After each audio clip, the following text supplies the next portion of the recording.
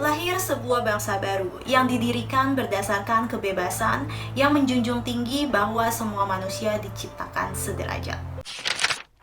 Hai guys, assalamualaikum, welcome back to my YouTube channel. Terima kasih buat kalian yang udah klik video ini.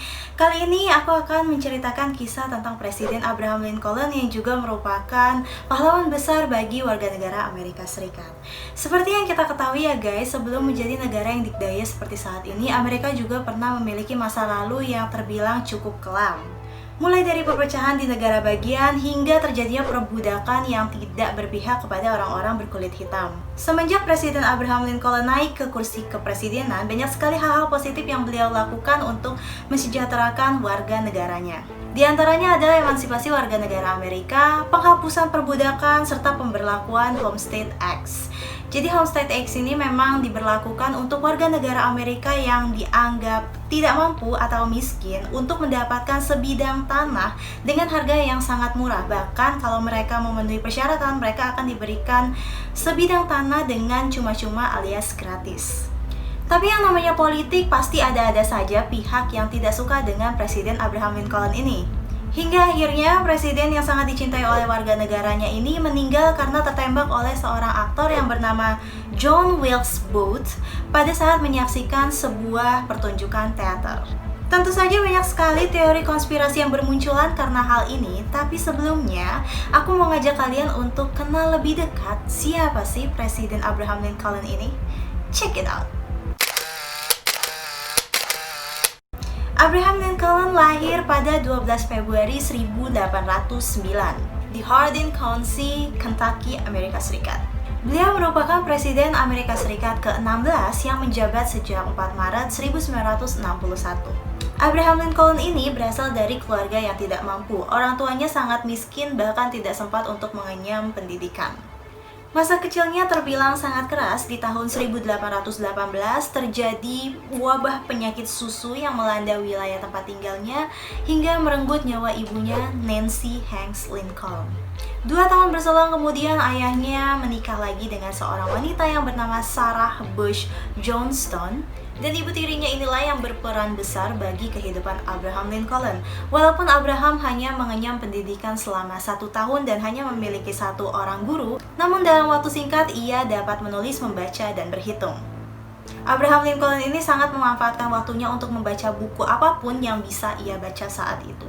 Seperti yang kita tahu ya guys, kalau zaman dulu itu susah banget untuk mendapatkan sebuah buku. Ya, buku-buku itu hanya diperuntukkan untuk kalangan-kalangan tertentu saja. Abraham Lincoln muda pernah bekerja serabutan menjadi pembelah kayu pagar, kelasi di kapal-kapal sungai, mengurus kedai, juru tulis, bahkan kepala kantor pos, hingga akhirnya ia berhasil menjadi seorang ahli hukum di usianya yang ke-28 tahun.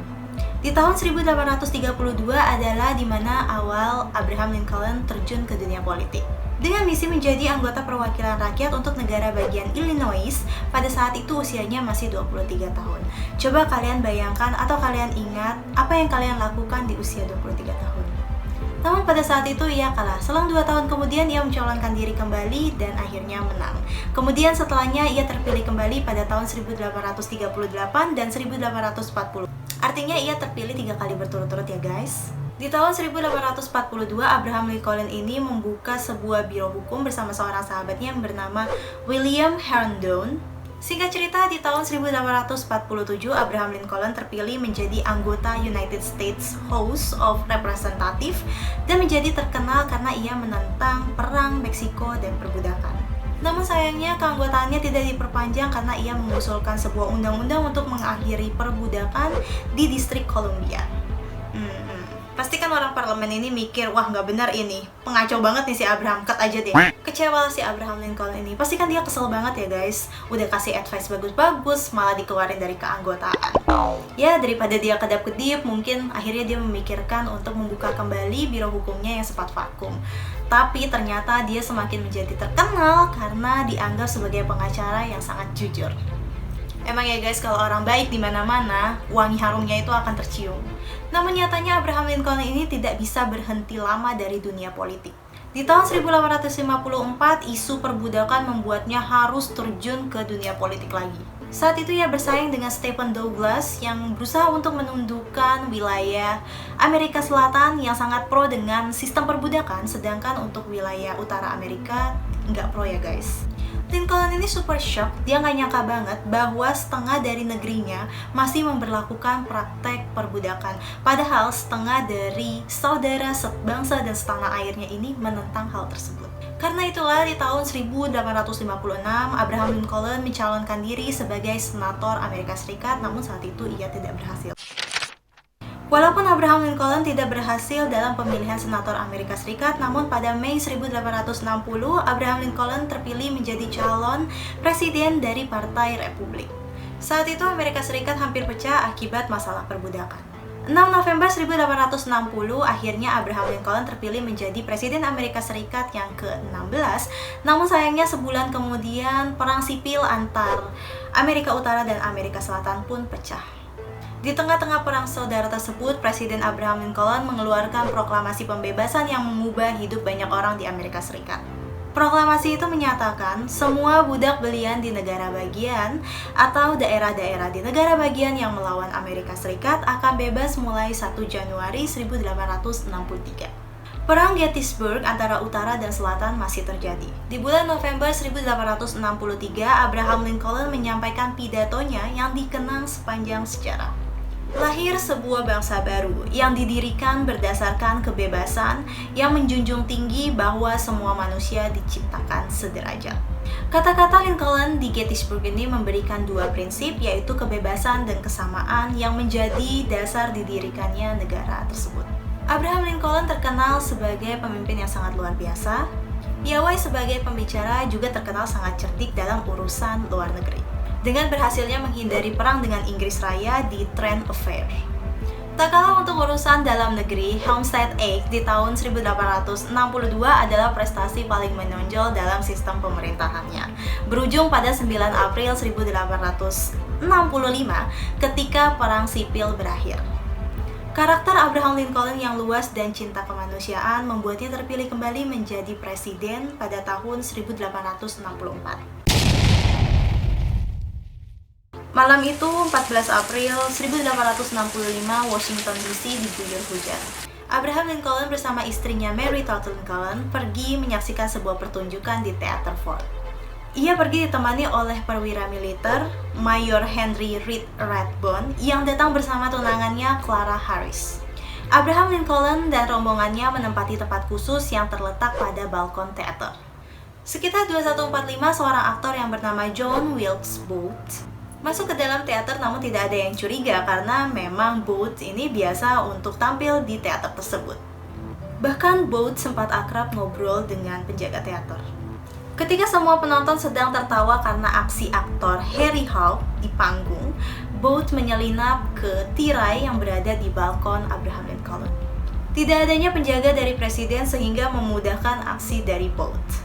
Tiba-tiba ia muncul dari tirai, mengambil dengan cepat pistol dari sakunya dan kemudian meletakkan pistol tersebut di kepala bagian belakang Abraham Lincoln. Presiden itu jatuh tersungkur, istrinya sangat kaget dan hanya bisa teriak histeris. Bahkan Mayor Rathbone yang berusaha menghentikan Booth sempat terluka karena pisau yang dibawa oleh Booth. Saat itu Booth meneriakkan kalimat dalam bahasa Latin, "Sic semper tyrannis", yang artinya, ya begitulah nasib seorang tirani. Gila ya, nggak ada otak benar ya si Booth sini ya. Masa iya sih Abraham Lincoln yang jelas-jelas menghapus perbudakan dibilang sewenang-wenang sama kekuasaan katanya. Gila emang. Susah ya kalau orang yang emang pro perbudakan. Dan keesokan harinya di 15 April 1865 di usia yang ke-56 tahun, Abraham Lincoln menghembuskan nafasnya yang terakhir. John Wilkes Booth sudah merencanakan pembunuhan Abraham Lincoln. Dibuktikan dengan ditemukannya buku harian dan surat-surat Booth yang terdokumentasi rapi. Dalam rencananya, Booth bersama dua orang temannya yaitu Lewis Powell dan George Atzerodt akan menghabisi 3 orang penting yang duduk di kursi pemerintahan, yaitu Sekretaris Negara William Seward, Wakil Presiden Amerika Serikat Andrew Johnson, dan yang terakhir adalah Presiden Amerika Abraham Lincoln. Namun hanya Booth yang berhasil melaksanakan rencananya. Lewis Powell hanya mampu melukai William Seward, sementara George melarikan diri dari tugasnya karena alasan takut. Setelah penembakan Abraham Lincoln, bot ini sempat kabur dan bersembunyi di sebuah kandang ternak. Ia juga sempat diobati oleh seorang dokter yang bernama Samuel Booth. Pihak militer yang mengepung kandang ternak tersebut akhirnya memutuskan untuk membakar seluruh kandang ternak untuk menemukan Booth. Gila. Terus itu gimana ya guys, hewannya kan kasihan ya. Sapi, kerbau, domba, babi gitu kan kasihan. Dan akhirnya Booth keluar dari persembunyiannya dan ditembak mati oleh sersan Boston Corbett di usianya yang ke-26 tahun. Mati sia-sia gitu ya guys, padahal masih muda banget, aktor juga, pasti kan ganteng ya. 30 Juni 1865 akhirnya pengadilan militer menetapkan 8 orang bersalah.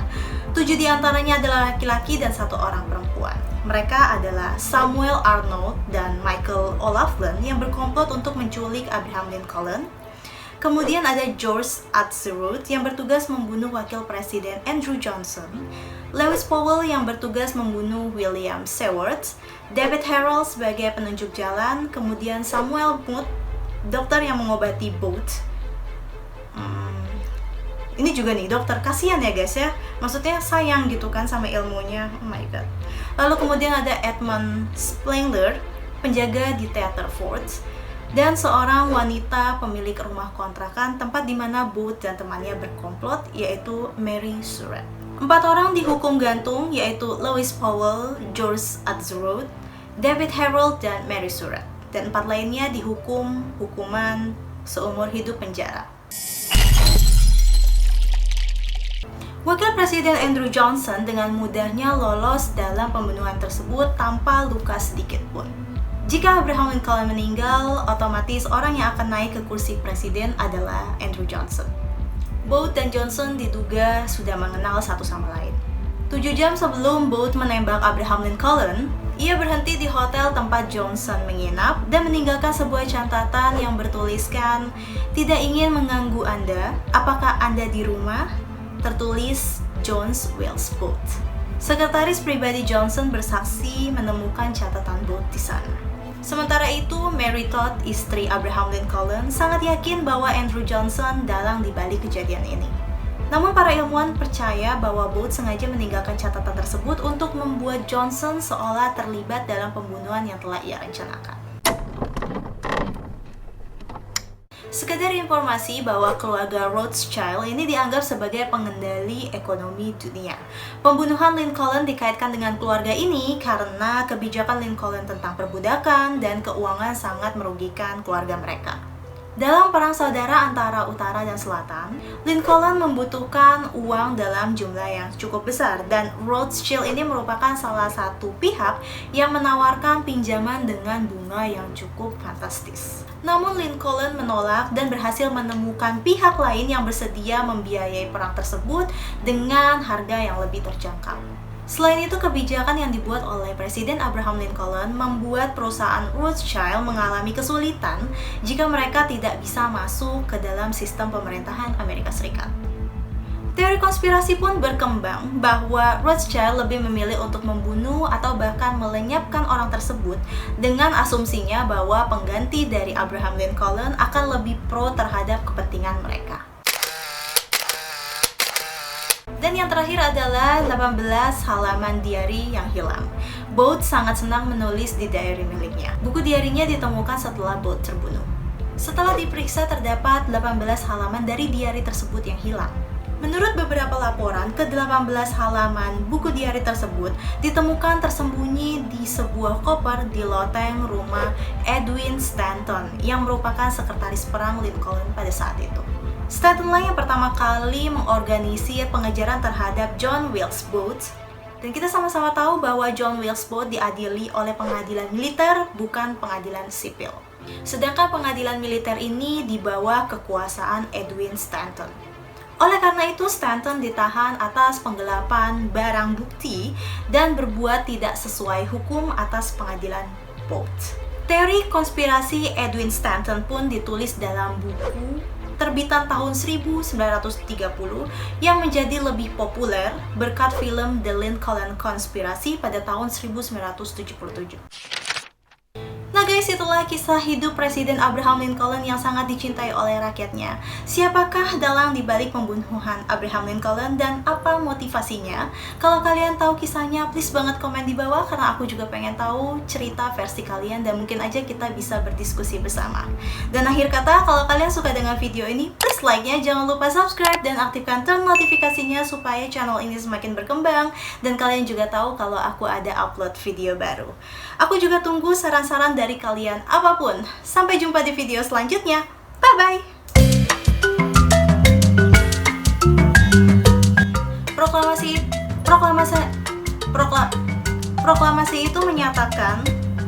Proklamasi itu menyatakan bahwa